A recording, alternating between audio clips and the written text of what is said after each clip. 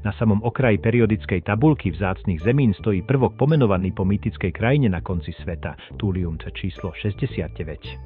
Uppsala, rok 1879, Kleve drží v rukách bledomodrý prášok, farba, ktorú ešte nikde nevidel. Rok po Holmiu, ďalší objav z tých istých minerálov.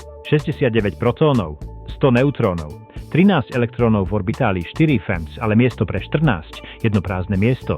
Thulium je prvok takmer plnosti.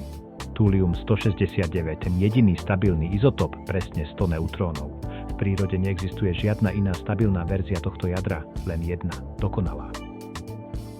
69 protónov, každý s 3 kvarkmi uväznenými gluónmi od začiatku vesmíru. Nikdy slobodnými, nikdy sami, vždy traja pohromade.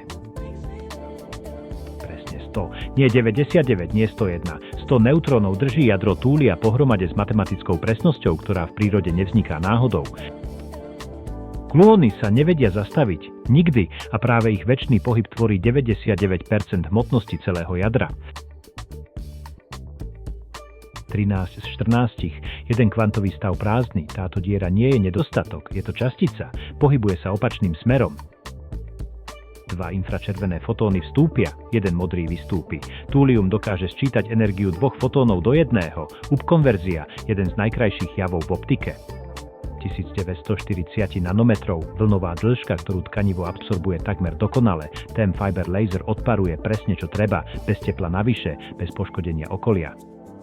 Thulium 170 sa rozpadá a vydáva gamma žiarenie, bez elektriny, bez káblov, prenosný röntgen v teréne, počas rozpadu 128 dní.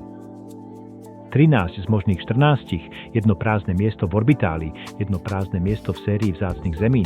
Thulium nie je nedokončené, je presne také, aké má byť.